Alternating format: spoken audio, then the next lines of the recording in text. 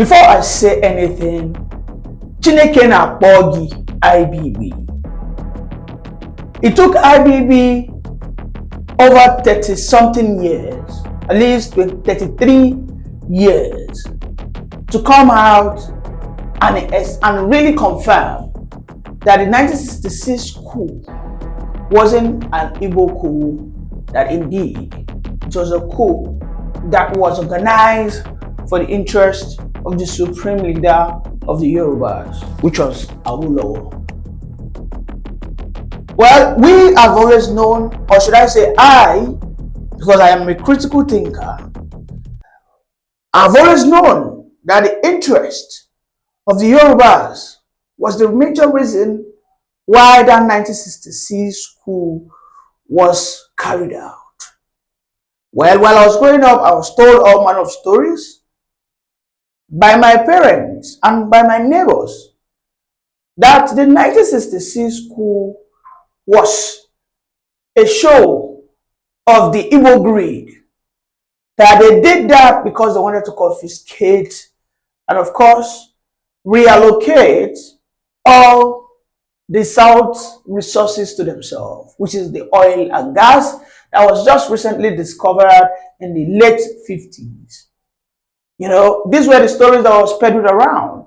But as I grew up, I took it upon myself that it will be a dishonest something for me not to go as an adult and re-verify and re-consolidate if truly what I was told while I was growing up is true. And then I read far and wide, and then I discovered. I said, this thing couldn't be an Igbo coup if indeed my race, supreme leader, Awolowo, who happens to be the finest leader that we've ever had since independence, if he was the one that the Igbos, as it is termed, were about to install after they had probably annihilated all those leaders of them who were being fingered for all forms of corruption. You know, as at 1969, these were the moments that so many countries were going through what we call revolution. It was this period that the likes of Singapore, so many countries even in West Africa and across Africa, were going out there, you know, taking down their corrupt leaders who the colonial masters have been using to destroy the common patrimony of the people. And these were the things that those soldiers of them, you know, Ademoyega Kaduna Ozuogu, whom Ibrahim Babangida today have said he was as good as an Hausa as he is. That there is no way you could see a Kaduna Ozuogu who was raised by the Sardauna. You know, he was raised by the Ahmadu Bello and his wife. He grew up in Kaduna. All his years, all his life, his cultural inclination can be said to be an Hausa man. But this is where the people, because they documented the final decisions when they succeeded with the coup, they said they were going to release Awolowo, and when they do that, they will now bring in Awolowo to become the prime minister, because they felt that if you look at this meritocracy, that Awolowo seems to be the best leader, who seems to be honest, has integrity, not to have corruption mindset. And prior to that time, he has been imprisoned. You know, he has been imprisoned because I think he revolted thereabout, you know, when they held an election. So these were the case, these were the issues. And I felt that couldn't be an Igbo coup, because if the Yorubas were supposed to be the biggest beneficiary of that, then why has it always been termed an Igbo coup?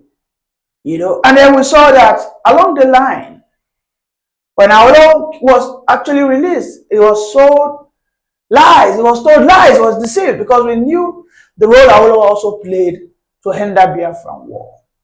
Was it justifiable for the Igbos to have pushed for the Biafran war? Maybe we can contest that, but if you were in their shoes, because Ojukwu had so many to say.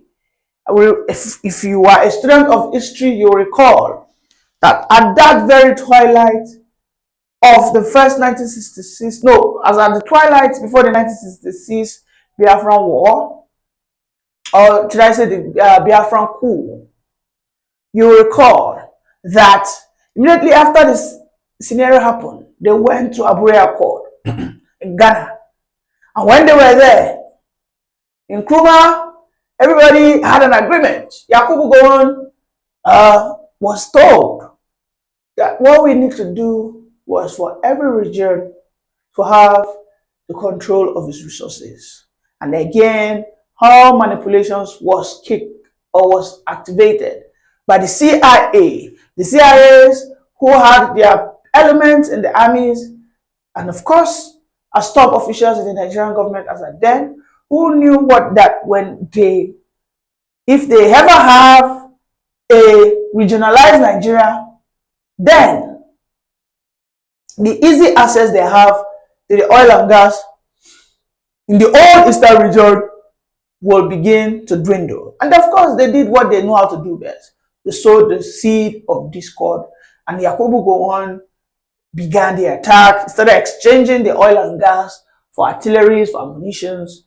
And of course, we saw the level of resilience. You know, the Biafrans also got the support from other countries, but we saw their resilience. And at the end of the day, we saw what happened, wherein the Igbos lost a lot of life to approximately 3 million as speculated. So we now, as of today, having Ibrahim Babangida coming out to say that he wants to apologize, that indeed that 1966 coup was an agenda by some people, some evil element who connived just to ensure that the Igbos never rise again.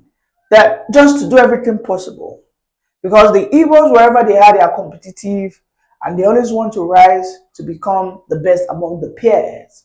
They knew that the only way they could do that was to run a campaign of calumny and call them that they were the ones that took Nigeria back so many years.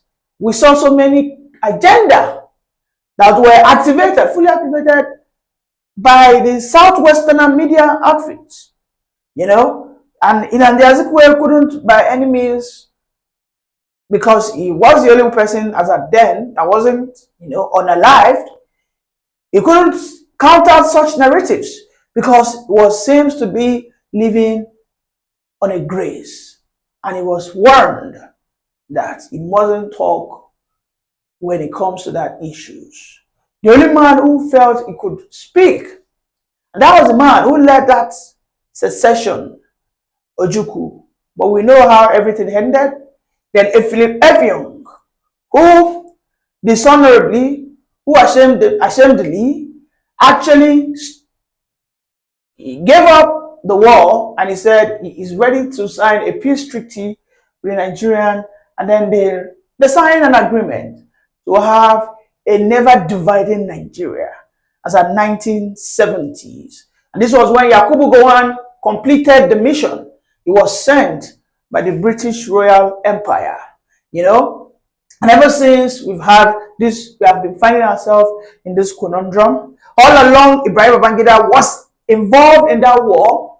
Some years later, as at 1978, if I'm not mistaken, or thereabout, or just some years later, like in the early 80s, Babangida also became a beneficiary of the series of coups, and we knew what Babangida did.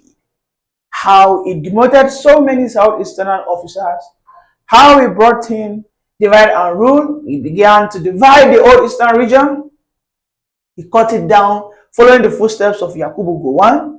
He went to Delta, destroyed Benda, cut it into two. I mean, these were the people. He took Gongola. He also divided it into like 2 or 3, divided it into Taraba, and then I think we had Adamawa thereabouts. These were the people who nothing as of today, why they try to rewrite their names, nothing can ever be honorable about them. Now permit me to say that word again. Chineke na Bogi, IBB. You had to wait for 30-something years to come out and confess. I can see today you are now saying that everything that it takes for the Igbos to forgive you, you will do it. That indeed, that you can even attest in the United Nations Court of Law that indeed the 1966 coup shouldn't have been tagged an Igbo coup. But however, you benefited on that agenda. You became whatever you are today, wherein you are being celebrated as a elder statesman. You know, some people are now even saying, appreciating Babangida for coming out to say this. And then I ask, I think this is the problem. This is the black man problem. I have seen some Igbo boys, some of my friends on social media, coming out now to appreciate Babangida for this confession. I think you have only been naive if you have to appreciate Babangida today for these. What I think this might in some way, you know, have that confirmation bias for you. Perhaps you think Babangida has that clout to push the narrative down the throat of so many Nigerians. But if you are at this stage will begin to appreciate Babangida that he has done something honorable, then maybe I should ask you, why would you say that? There is nothing honorable about the confessions of Babangida today. And there's only one man who seems yesterday to have been on the neck of Ibrahim Babangida. But again, he is never loved by even those people who are from the Eastern extractions. This is the man who calls himself Shore. You know, he has been saying that the likes of Ibrahim Babangida, who wants to try and repolish, recolorize, he wants to rebaptize his sins, he wants to baptize himself, cleanse himself, because he understands that he is now getting closer to his grave. He doesn't want to be buried and be called the evil genius any longer by the Igbo extraction. And of course, by so many people he killed in the Southwest during his reign as a military or as a dictator. That this is why he has come out. You know, he also confessed that yes, Abiola actually won the 1993 election, but you know, we did it for the interest of the common Nigeria. I ask, are you telling me the interest of the Fulani is the interest of the common Nigeria? Because the Fulani man that contested in that election, I am sure if he was the one that won, Babangida wouldn't have annulled that election. There were so many lies peddled in that books. So many goddamn lies, wherein he said Abiola was protected. This was that Abacha wasn't actually the one that annulled the election. That was Abacha, and as at then, there is nothing he could have done. This is a man who got the name, who got the nickname Maradona. That is what Babangida was known for. So I think even at the age of 80-something years, this man is still playing these gimmicks of Maradona, trying to deceive my maybe gullible friends from the Eastern extractions who tend to call him honorable at this time. If I'm going to be sincere, Babangida deserves to rot in hell. Because what he did, he knew all these things all along. As at the time we came back into the Fourth Republic in 1999, when Obasanjo got a recompensation for the, killing of Abiola. As at then, the Babangida, I believe, should have come out to announce. This is where he didn't have to write a book. He didn't have to say it in a book. All he needed to do was to have a press briefing. If he wanted to be a sincere man who wanted Nigeria to have been reconciled for over 24 years. He buttoned it up. He had all the information in his archives in the library. Every day he waked up, he saw and watched it and read it, knowing fully well that this campaign, that the 1966 coup was an Igbo coup, he has always knew that this is a lie, but he only waited until maybe a year or two before he leaves this motherland this motherhead. Then he decided to confess. I don't get it. There is nothing honorable about that. There is nothing forgiving about that. This is a man whom we were in a functional country should actually be taken and openly embarrassed and disgraced. Because they were the ones that rode on that divide. They saw it as an opportunity. They rode on that opportunity. They exploited that opportunity. In fact, he allowed, as of 2023, a man who was visited by a Peter Obi, the most popular Igbo politician Nigeria has ever had since 1999. He could have, as at that time, Babangida could have come out to say that in this campaign, if truly I want to be honorable, if truly Babangida wanted to be honorable, as at the time we were supposed to have, wanted to have the 2023 elections, Babangida could have released a communique that the 1966 coup has always been a conception, that it should never have been called an Igbo coup. That indeed, that coup was a coup organized by Nigerians to install a Yoruba man as the leader, because they felt as at then the corruption of the day was too prevalent. And this was the reason why they carried out that thing. I think that would have even helped the Igbos more. That would have given them more confidence to see themselves as a Nigerian. Maybe they would have had more sense of ownership.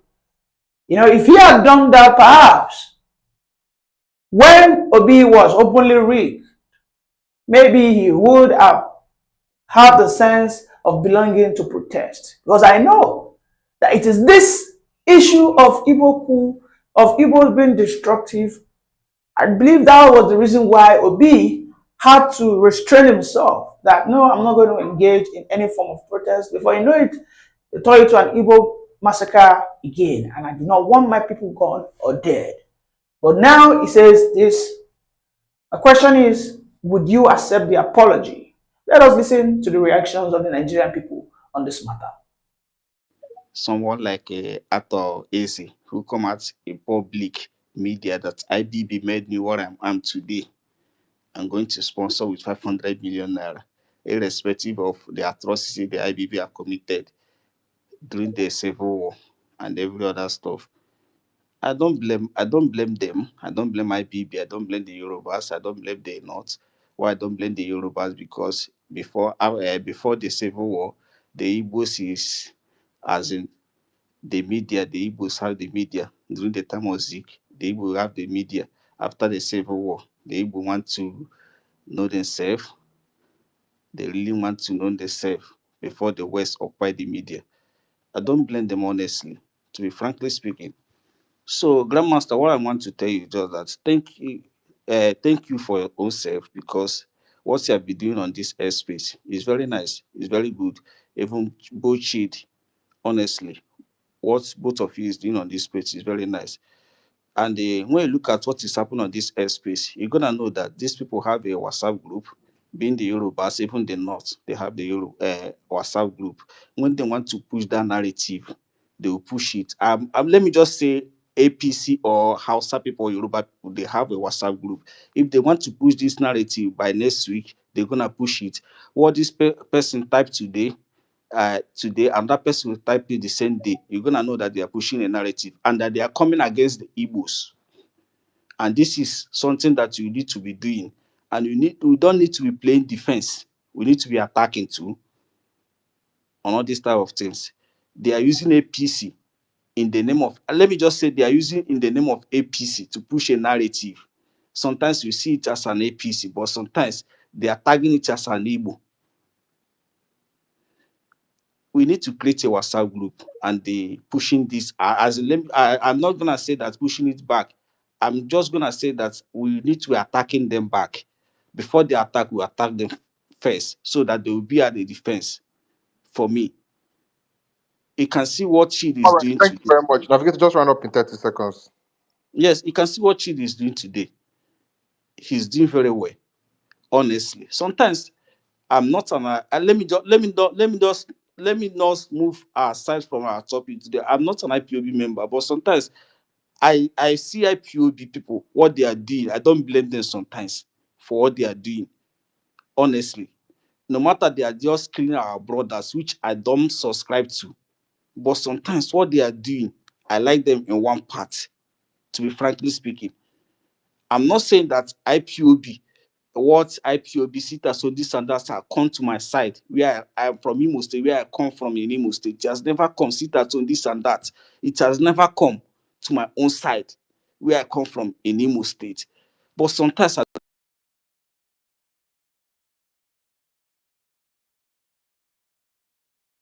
don't blame them. Honestly, sometimes I don't blame them. If you have someone like someone from Igbo who, and our elderly elders from Ohanese, anybody that can push back to all these Yoruba people, what they are doing and their elders are doing, we are going to like it, honestly. Thank you for having me. This is what. This is nonsense why IBB talk. IBB is a useless man, and I don't rate whatever message he has. Right? 100%. The only reason I am glad he has spoken is that if you know your history, those of you who know your history, you will not even worry about the first coup, being that it is IBB who is talking. You will go back and go and read what IBB did in the counter coup. Right? Now, for those of you who don't know, let me give you a quick synopsis of what happened in the counter coup. After the first coup, these people were so pissed off, right? They were so brainwashed that they wanted to come after Igbo people. They went, is it in the Kija barracks, or I can't remember the barracks, but to go and read There Was a Country by Chinua Achebe. They gathered Igbo officers, told them they should come for the meeting. Igbo officers went in thinking that they were going to talk about something pertaining to security or in the army now. These people locked them inside and threw grenades inside there and massacred a lot of them. The ones that